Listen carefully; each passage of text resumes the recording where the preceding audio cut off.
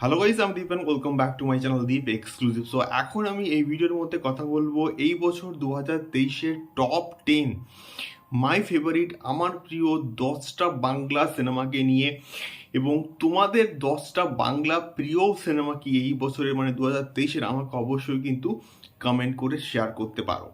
So আমি 10 নম্বরে রেখেছি অবশ্যই আমার ফেভারিট সুপারস্টার জিদ্দার মানুষকে।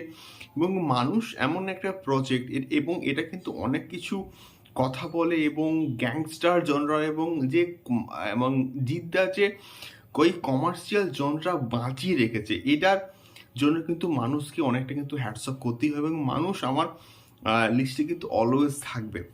আমি 9 নম্বরে রেখেছি কাবুলিওয়ালাকে, এবং কাবুলিওয়ালা এই বছর ক্রিসমাসের one of the biggest project, এবং কাবুলিওয়ালাতে মিঠুনদার যা রেসপন্স সেটা সত্যি বলতে চরম, এবং মিঠুনদার যা পারফরমেন্স সত্যি বলতে দেখবার মতন, এবং একটা নস্টালজিয়া ফ্লেভার কিন্তু রয়েছে। তো সব মিলিয়ে কাবুলিওয়ালা কিন্তু আমার লিস্টে কিন্তু রয়েছে 9 নম্বরে। আচ্ছা, 8-এ কিন্তু আমি রেখেছি কৌশিক গাঙ্গুলি এবং চূর্ণী গাঙ্গুলি, জয়া অ্যাহসানের অর্ধাঙ্গিনীকে। তো তোমরা এই প্রজেক্টটা অবশ্যই অবশ্যই দেখো, না দেখে থাকলে, এবং এটা দারুণ একটা প্রজেক্ট এবং প্রাক্তনকে নিয়ে গল্প, এবং এটা অবশ্যই একটা ম্যাচিওর একটা প্রাক্তনের গল্প, মানে ইন দ্য সেন্স বলছি, আমরা দেখেছি প্রসেনজিৎ এবং ঋতুপর্ণার প্রাক্তন, এবং তার থেকে এইটা অনেক ম্যাচিওর একটা গল্প। তো এই সেন্সে আমি বলবো, তো তোমরা অবশ্যই এই প্রজেক্টটা অবশ্যই অবশ্যই কিন্তু দেখো।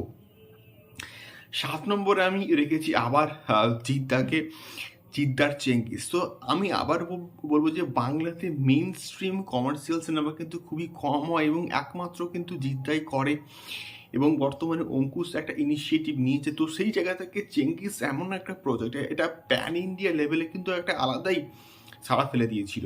তো সেই জায়গা থেকে দাঁড়িয়ে চেঙ্গিস তোমরা এখনো অবধি দেখে না থাকলে অবশ্যই অবশ্যই কিন্তু দেখে নিও। যা 6 নম্বরে আমি রেখেছি সুড়ঙ্গকে, এবং আফরান নিশো, এটা অবশ্যই ওপার বাংলার একটা প্রজেক্ট, এবং আফরান নিশো এবং রায়ান রফির একটা প্রজেক্ট, এবং এটার যে লেভেলের টুইস্ট অ্যান্ড টার্নস আছে, এবং একদম লাস্টে আমরা কিন্তু এটা এক্সপেক্ট করতে পারিনি যে এটা হতে চলেছে, বাট এটা একটা দারুণ প্রজেক্ট, তোমরা অবশ্যই কিন্তু দেখো, না দেখে থাকলে। 5 নম্বরে আমি কিন্তু রেখেছি দেবদার বাঘা যতীনকে। এই প্রজেক্টটা একটা দারুণ প্রজেক্ট এবং একটা হিস্টোরিক্যাল ড্রামা, এবং এই রকম প্রজেক্ট এই রিসেন্ট টাইমে কিন্তু বাংলাতে খুবই কম হয়, এবং অরুণ রয় বাবু এই ধরনের হিস্টোরিক্যাল ড্রামা যে প্রজেক্ট কিন্তু খুব ভালো করে বানাতে পারেন, এবং এখানে তিনি দেবদাকে যেভাবে প্রেজেন্ট করেছেন একটা মাস কমার্শিয়াল অ্যাপ্রোচ, এটা কিন্তু দারুণ। এটার বাঘ মারা যে দৃশ্য সেখান থেকে স্টার্ট করে বুড়িবালামের যুদ্ধ দারুণভাবে কিন্তু পোর্ট্রে করা হয়েছিল, তারা অবশ্যই কিন্তু দেখো। আমি 4 নম্বরে রেখেছি পালানকে, কৌশিক গাঙ্গুলির ছবি পালান, এবং খারিজের পরবর্তীকালে তার কিন্তু কন্টিনিউশন হচ্ছে পালান, এবং তোমরা পালান না দেখে থাকলে অবশ্যই কিন্তু দেখো।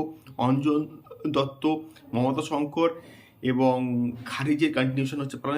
পালান একটা দারুণ একটা প্রজেক্ট, তোমরা অবশ্যই কিন্তু দেখো, এখানে প্রত্যেকের পারফরমেন্স কিন্তু দারুণ ছিল। এবং তারপরে আমি 3 নম্বরে কিন্তু রেখেছি অবশ্যই শহরের উষ্ণতম দিনে, এটা একটা দারুণ প্রজেক্ট, আমার কিন্তু এটা দারুণ লেগেছিল।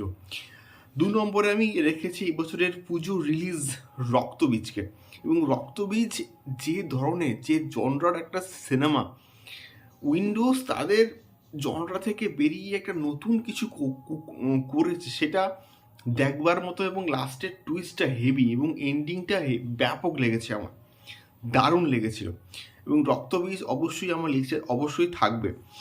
আমি 1 নম্বরে রাখবো অবশ্যই প্রধানকে, তার কারণ প্রধান এমন একটা প্রজেক্ট যেটা মানে বর্তমান সময়ের যা সমস্যা, যা প্রবলেমস এবং বাস্তবকে কিন্তু তুলে ধরেছে অডিয়েন্সের সামনে, এই জন্যই কিন্তু প্রধানকে আমার 1 নম্বরে রাখা, এবং এই জন্যই দেবদা সত্যি বলতে প্রত্যেকের থেকে আলাদা কিছু করবার চেষ্টা করছে কন্টিনিউয়াসলি, এবং এরপরে কিন্তু দেবদা থ্রিলার করছে, মানে আমাদের টেক্কা নিয়ে আসছে সৃজিতার সঙ্গে, সেটা অবশ্যই একটা সুপার ডুপার হিট হবেই হবে।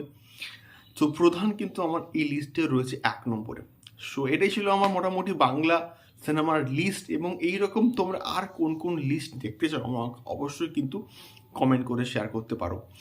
এবং তোমাদের সেরা 10টা বাংলা সিনেমা কি কি সেটাও কিন্তু আমাকে কমেন্ট করে শেয়ার করতে পারো। দেখা হচ্ছে পরবর্তী ভিডিওতে। টাটা।